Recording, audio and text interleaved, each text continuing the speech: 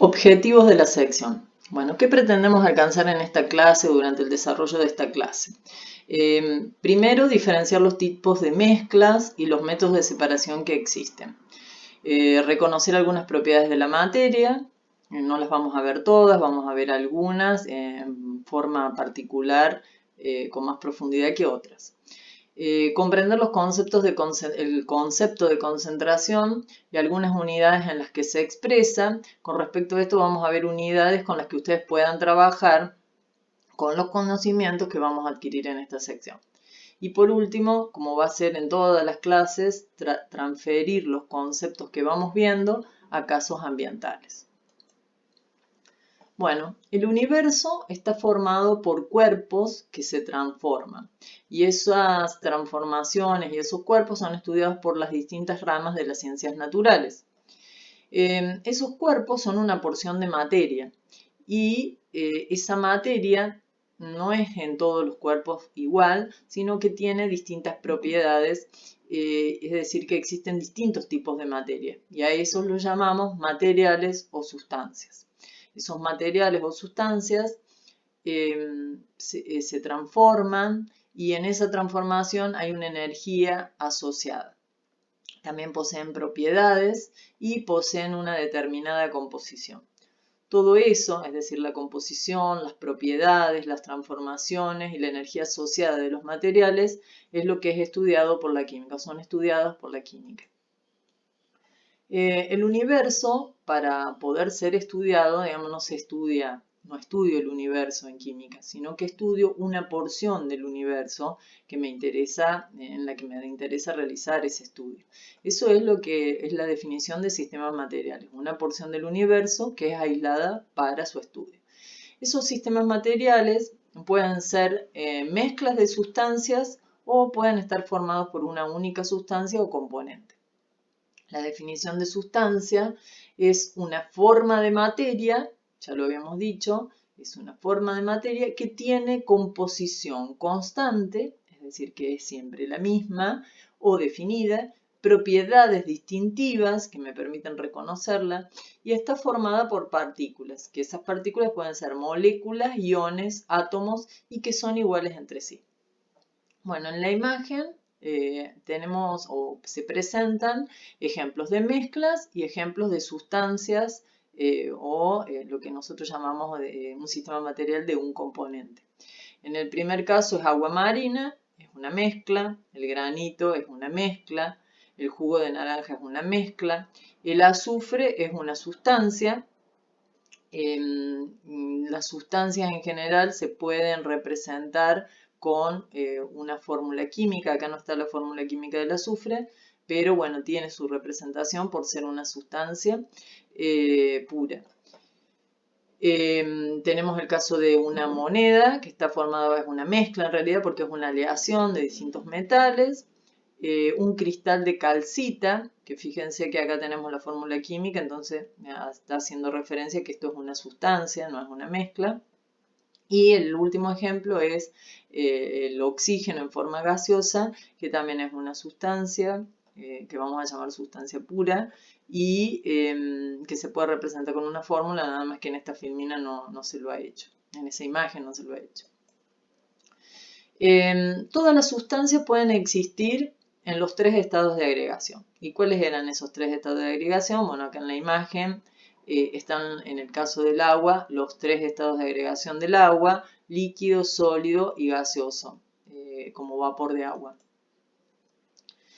Bueno, un pequeño comentario con respecto a los estados de agregación. El estado sólido se caracteriza por tener sus partículas, digamos, estamos hablando de sustancias y decimos que estaban formadas por partículas. En esas partículas, en el estado sólido, están ordenadas, tienen una forma definida, mantienen, digamos, un volumen en general compacto y definido también. En el caso del estado de agregación líquido, si bien las partículas están cercas, ya no tienen una forma definida, sino que la forma se la define el recipiente que los contiene. Sí tiene un volumen definido y las partículas se encuentran desorganizadas y tienen un movimiento más o menos libre. Y en el último estado de agregación, las partículas de la sustancia están separadas entre sí, no tienen forma propia, no tienen volumen propio, sino que toman el volumen del recipiente que los contiene, y las partículas se hallan muy alejadas entre sí y se las considera que están en continuo movimiento, esto según la teoría cinético-molecular. Los materiales, que ya dijimos que pueden estar en los tres estados de agregación, pueden también pasar de un estado a otro mediante lo que se llaman los procesos físicos o las transformaciones físicas. En general se utiliza mejor la palabra procesos físicos o cambios físicos, más que transformaciones físicas, porque la palabra transformación se la deja para el caso de un cambio en la composición. Entonces vamos a hablar de procesos físicos o cambios físicos. Bueno, tenemos el estado sólido, el líquido y el gaseoso, y en la imagen se muestra cómo se denominan esos cambios según de qué estado a qué estado se produzca. Si pasa de sólido a líquido lo llamamos fusión y en el sentido inverso se lo llama solidificación. Después de líquido a gaseoso, vaporización, y de vapor a líquido, condensación a líquido. Y también se puede pasar de sólido a gaseoso en lo que se llama sublimación o de gaseoso a sólido, condensación a sólido. Bien. Vamos a ver acá, siempre buscando una transferencia a los temas del ambiente, del medio ambiente, vamos a hablar que los contaminantes suelen ser emitidos a la atmósfera en distintos estados de agregación y debido a las condiciones del medio en el que se encuentren, van a mantener su estado de agregación o pueden sufrir estos cambios físicos y pasar al estado gaseoso o pasar al estado líquido o, como en el ejemplo de la filmila, ser emitidos en forma gaseosa y luego encontrarse con una zona fría y condensar a estado sólido o a estado líquido. Bien, como ya había dicho anteriormente, los sistemas materiales, que son una porción del universo que se aíslan para su estudio, poseen propiedades. ¿Qué son esas propiedades? Son cualidades. Esas cualidades se pueden reconocer a través de los sentidos, pueden ser reconocidas por instrumentos de medición, y también están dentro de las propiedades las formas en que interactúan entre ellos esos sistemas materiales. Si a esas propiedades las percibimos con los sentidos, hablamos del sabor y del olor. Si lo percibimos con instrumentos de medición, ya vamos a obtener lo que se llaman propiedades cuantitativas o lo que denominaremos magnitudes. Y dentro de las propiedades, que es la forma en la que interactúan entre ellos, van a aparecer, por ejemplo, si un material es combustible o no, y hacemos referencia acá a cómo se está relacionando, por ejemplo, un combustible con el oxígeno del aire. Por eso habla de las interacciones entre ellos. Las propiedades de las materias se pueden clasificar en dos tipos, propiedades físicas y propiedades químicas. Esta forma de clasificarlos, el criterio de clasificación es según si en el momento de que se la mide a la propiedad cambia la sustancia o se mantiene dicha sustancia. Entonces, dentro de las propiedades físicas, vamos a decir que son las que se pueden medir y observar sin que cambie su composición o la identidad de la sustancia, es decir, antes y después de la medición sigue siendo la misma sustancia. Por ejemplo, lo que llamamos punto de fusión, que es una temperatura a la cual un sólido pasa a estado líquido. En ese pasaje, la sustancia sigue siendo la misma a pesar de que yo haga la medición.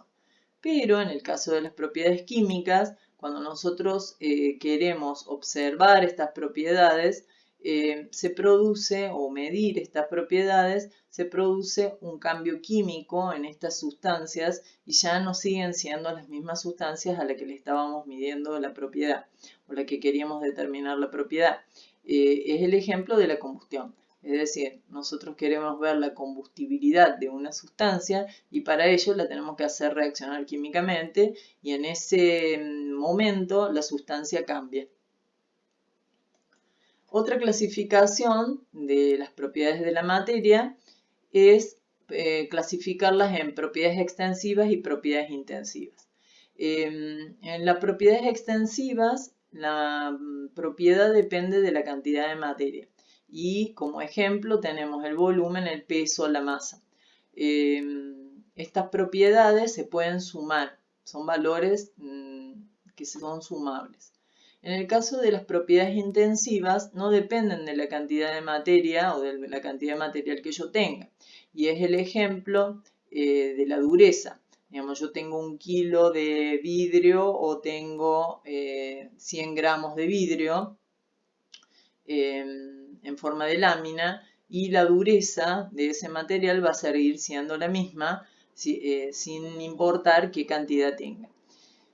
La característica de las propiedades intensivas es que me permite reconocer el tipo de materia que yo tengo. Bueno, acá nuevamente hablamos de las propiedades extensivas y hablamos de las 3 propiedades intensivas con las que vamos a trabajar, que es la masa, el peso y el volumen. Bueno, acá algunas características con respecto de la masa, es una magnitud universal. No depende, esto quiere decir que no depende en el lugar en que yo la mida, siempre va a dar el mismo valor.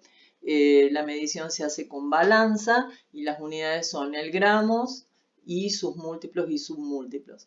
En el sistema internacional hablamos de gramo y en el sistema británico hablamos de libra. En el caso del peso, el peso ya no es una magnitud universal, depende de la masa, pero va a cambiar dependiendo de la aceleración de la gravedad del lugar en donde se determine dicha propiedad. Por eso decimos que no es universal, va a depender del lugar en donde yo la mida. El instrumento que se utiliza es un dinamómetro y las unidades son unidades de fuerza, porque en realidad el peso es una fuerza, la fuerza con la que la Tierra atrae a un cuerpo. Y esa fuerza de atracción es directamente proporcional a la masa del cuerpo. Las unidades entonces son unidades de fuerza, que son el newton y el kilogramo fuerza. Y nos queda el volumen, que el volumen también es una propiedad extensiva, es la cantidad de espacio que ocupa un cuerpo.